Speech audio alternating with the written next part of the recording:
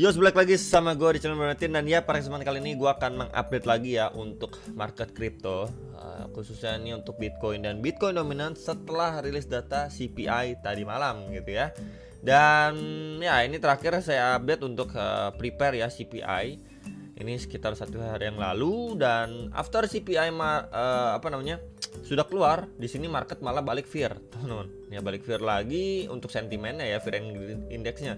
Tapi overall market sudah melakukan atau yang kita lihat rebound. Ya lumayan reboundnya ya, sekitar 3 sampai 10% range dia rebound. Jadi lumayan, ini SUI malah 17-18% untuk rebound, ini kenceng banget SUI ya. Jadi memang kenapa hal-hal seperti ini kita bisa lihat ya terjadi di market, karena ini dipicu juga dengan rilis data CPI yang mengalami penurunan ya, sesuai forecast atau sesuai ekspektasi nih. Yang tadinya 2,9%, ini previousnya menjadi 2,5% untuk years over years-nya. Month over month-nya juga tahunan ini stay di 0,2, tapi untuk core CPI-nya memang sedikit adanya mengalami kenaikan. Tapi overall it's good, teman-teman. Tinggal kita menunggu untuk malam ini ada PPI dan Initial Jobless Claim ini per tanggal 20 September jam setengah 8 malam ya. Dan nextnya lagi menunggu untuk tanggal 18. Nah, itu yang main event yang kita tunggu untuk cut rate, apakah 0,25 ataupun 0,5 basis point untuk cut rate-nya. Jadi hopefully memang masih soft landing ya, 0,25 yang diharapkan biar market tidak crash dan lain sebagainya ya. Karena memang kita lihat juga dari market udah 1 minggu terakhir ini udah merah gitu ya, price in, dan ya ini didukung dengan CPI yang bagus, dan hopefully nanti di next week ya untuk cut rate-nya juga soft landing. Nah, sebelum kita bahas untuk Bitcoin dan Bitcoin dominance untuk saat ini ya, kita lihat dulu untuk Bitcoin ETF. Nah, Bitcoin ETF ini sebenarnya kita sudah melihat ya trennya ini semenjak 3 hari yang lalu, semenjak tanggal 9 September ini sudah melakukan pembelian untuk beberapa institusi yang sebelumnya aktif melakukan penjualan. Dan ya, per tanggal 11 September ini trennya masih kurang lebih sama ya, seperti tren 2 hari yang lalu untuk Bitcoin ETF.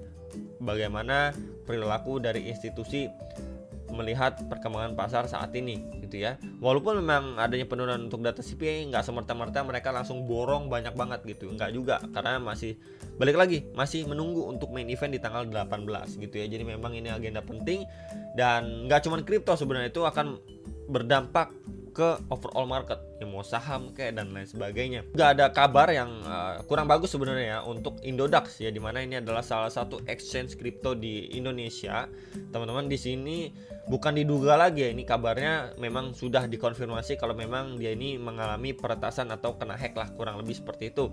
Di sini kita bisa baca juga, mohon maaf, Indodax sedang dalam pembaruan sistem untuk meningkatkan kenyamanan dan lain sebagainya gitu ya. Jadi di sini terlihat adanya transaksi mencurigakan ya, ini senilai 14,4 juta US dollar atau setara sekitar 220 miliar, teman-teman ya. Jadi di sini lagi ditangani dari kemarin, memang aplikasi itu belum bisa dibuka, sampai per tadi saya coba juga belum bisa dibuka gitu ya, masih ditangani dengan tim terkait. Dan CEO-nya Indodax ini, Oscar Darmawan, langsung mengatakan pihaknya masih melakukan investigasi ya. Mereka juga langsung upload di sosmednya Indodax yang di collab ya sama akun resminya Instagram dari Oscar Darmawan ini, kalau memang mereka masih melakukan investigasi dan benar adanya kalau memang adanya gangguan ataupun peretasan di Indodax gitu ya. Dan mereka juga menjamin kalau misalkan data ataupun nominal ya, aset-aset dari para customernya itu aman ya, mereka garansi aman, katanya seperti itu, teman-teman ya. Hopefully bisa benar-benar aman ya. Jadi untuk nasabahnya tidak ada yang terpotong sedikit pun untuk aset-asetnya. Kemarin itu sempat saya baca juga ya, aset-aset yang diretas itu ada Bitcoin, ada USDT, ada Ethereum, ada Matic ya, ada ENA, sama ada apa lagi ya, dua koin lagi gitu ya. Kurang lebih itu ada sekitar 5-7 koin yang diretas, dan totalnya ini sekitar ya 220-an miliar lah, temen. Ada yang bilang 300 miliar dan lain sebagainya ya, at least kisaran 220-300 miliar lah yang diretas gitu ya. Jadi semoga cepat selesai untuk permasalahan dari si Indodax ini gitu ya. Buat teman-teman yang masih tanya, kemarin kan ada yang komen juga di video saya, ini bener nggak Indodax? Ya benar ya, memang sudah dinyatakan resmi benar adanya di akun sosial media mereka. Jadi hati-hati lagi ya teman-teman. Kenapa saya bilang hati-hati lagi? Di tengah info seperti ini itu banyak yang menyalahgunakan. Ada yang bikin penipuan juga. Ya contoh mereka mengatasnamakan Indodax, kemudian bilang, oh ini mau refund dana nih, coba klik link ini. Itu klik linknya jangan diklik teman-teman, apalagi bukan dari sosial media resmi mereka. Ya kalau misalkan kalian iseng klik, nah nanti berujung scam. Ya kalau kalian iseng klik di website ataupun sumber yang nggak jelas gitu, karena sekarang ini marak penipuan. Jadi lebih berhati-hati. Ya itu yang sedikit saya pesankan buat teman-teman sekalian ya. Mungkin kalian cemas, khawatir ya, itu masih wajar lah. Tapi jangan sampai terlalu brutal. Wah ini ada yang mau refund nih, diklik. Wah ini ada yang mau balikin dana, diklik, ditelepon COD dan lain sebagainya. Wah itu udah janganlah teman-teman ya. Jadi kalian tetap pantau aja di akun sosial media resminya si Indodax ya, ataupun website resminya gitu ya. Oke, kita langsung aja ke Bitcoin Dominance dulu ya. Ini adalah pembahasan beberapa hari yang lalu. Untuk Bitcoin Dominance dia overall masih satu aja di range 56,77 sampai 57,71%. Ya, jadi selama memang dari sini dia masih break ya, let's say Bitcoin going up gitu ya, berarti masih possible untuk Bitcoin Dominance juga naik gitu ya. Karena money flow pasti ke Bitcoin. Kalau memang Bitcoin mau di-push dulu, mau bikin new ATH, itu pasti Bitcoin Dominance itu naik. Either dia break dulu dari sini, mungkin ke next target itu di sekitar 58,6 sampai 59% gitu ya. Ini rejection dari situ ya akan ngelit si Bitcoin setidaknya balik testing ya di 56,5%. Ya, untuk skenario bagusnya ini dulu aja. Ya, dia breakdown dulu dari si falling wedge besarnya atau channel besarnya gitu ya. Retrace untuk dia lanjut turun ya, minimal terjun ke 53-54%. Nah, itu baru untuk Bitcoin, untuk altcoinnya itu lebih berasa lagi naiknya. Tapi ya overall kalau misalkan Bitcoin kan sekarang kita lihat ya tadi Bitcoin naik, altcoinnya juga naik lumayan ya, ini masih oke gitu ya, walaupun Bitcoin Dominance ini tetap naik gitu ya. Yang penting altcoinnya ngekornya tuh lumayan naiknya, nggak cuma 1-2% doang ya, lumayan berasa lah. Jadi kalau misalkan nanti Bitcoin sudah di peak gitu ya, kemudian Bitcoin Dominance ini mengalami rejection atau breakdown, altcoin lebih terbang lagi dan kita bisa merasakan the real all season ya, kurang lebih seperti itu gambarannya teman-teman ya. Dan kalau kita lihat di lower time frame seperti time frame 4 jam ya, kurang lebih di sini dia mantul ya. Di sini dia mantul di area bawah ya, lapis bawah dia sideways.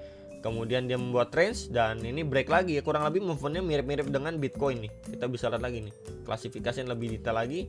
Ya dia mantul, bikin base dan sekarang lagi sideways di atas previousnya ataupun previous resistance-nya kita bisa lihat juga di sini. Dan tinggal dia tes di high-nya dia di sekitar 57,7%. Ya kurang lebih seperti itu ya gambarannya. Untuk si Bitcoin Dominance masih possible naik. Dan untuk secara daily gimana? Ya sini kemarin ada saya sampaikan untuk dua skenario seperti biasa.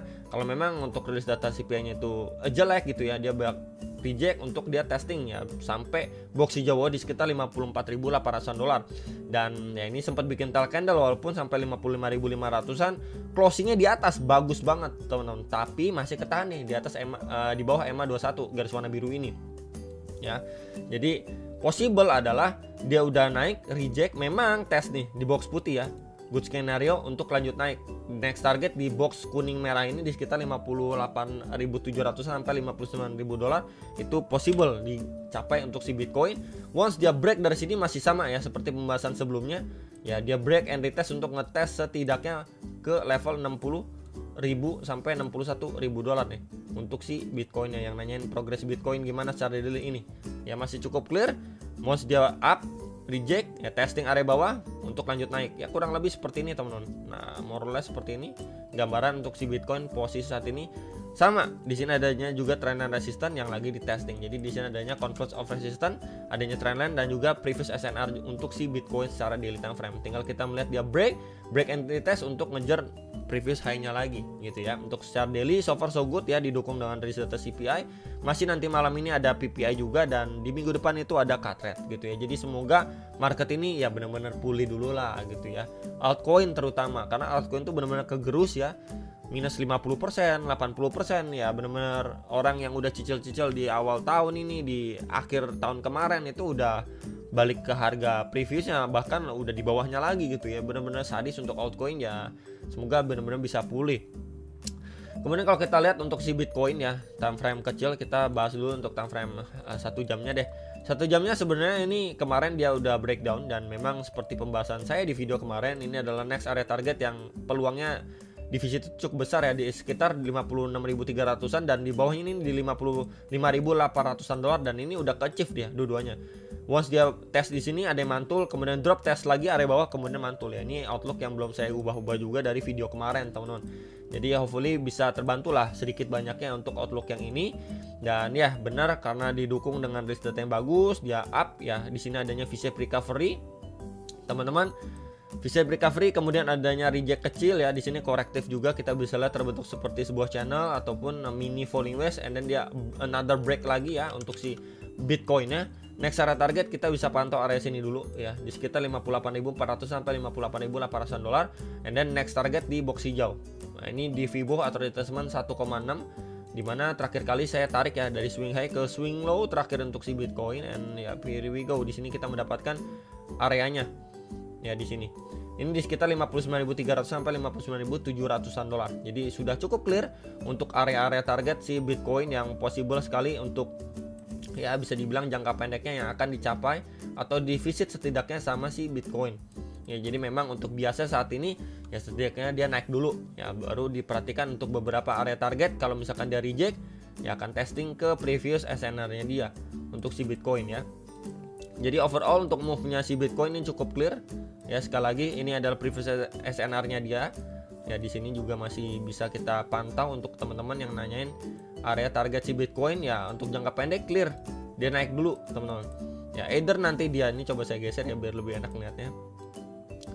Either dia dari area sini ya, dia retest dulu ke bawah ya untuk dia ngejar next area target seperti ini ya, atau memang dia break dulu di sini baru retest teman-teman sebelum dia going up lagi ya. Kurang lebih seperti ini gambarannya ya untuk yang nanyain si Bitcoin di lower time frame seperti apa ya. Biasanya memang untuk masih lanjut naik, dan ya tinggal kita nanti menunggu aja untuk dia sebelum rilis data atau jelang rilis data PPI dan setelahnya ya. Ini bisa dipantau di kisaran berapa, 57.100 dan 57.900 dolar ya untuk terdekatnya, dan next target terdekat masih di 58.600 dan di 59.700 dolar untuk si Bitcoin ya. Hourly ini lebih detail, dan tadi cukup clear ya untuk secara daily-nya ini harus mampu di break dulu. Dan di sini terlihat juga ya adanya peluang yang namanya inverse head and shoulder nih.